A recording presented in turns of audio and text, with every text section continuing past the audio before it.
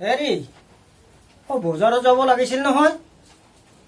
যোৱা যোৱা যোৱা যোৱা।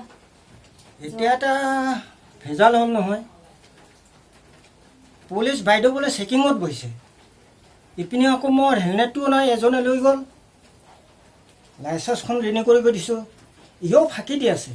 কেতিয়া যে লাইচেন্সখন মোৰ ৰিনিউ হৈ আহিব। বিৰাট ভেজালৰ কথা হৈ গ'ল। এতিয়া যাম নে নাযাম সেইটোৱে মই চিন্তা কৰি আছোঁ। হেৰি নেযাওঁ নেকি আজি। বাদ দিয়ক, নেযাওঁ আজি। ইপিনে পূজাৰ বজাৰত যদি ধৰিব লগা হয় নহয়, একেৰাহে 5,000 টকা ফাইন হ'ব। বাদ দিয়ক, নেযাওঁ আজি। নগ'লেই ভাল হ'ব।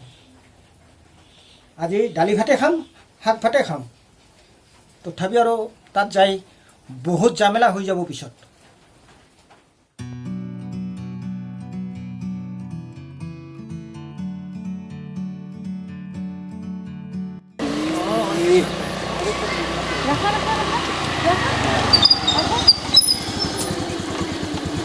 মূৰত কিয় হেলমেট পিন্ধা নাই?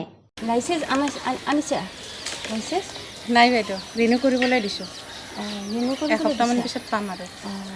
তেনেহ'লেতো 500 টকা ফাইন লাগিব। পইচা চাওঁ বাৰু।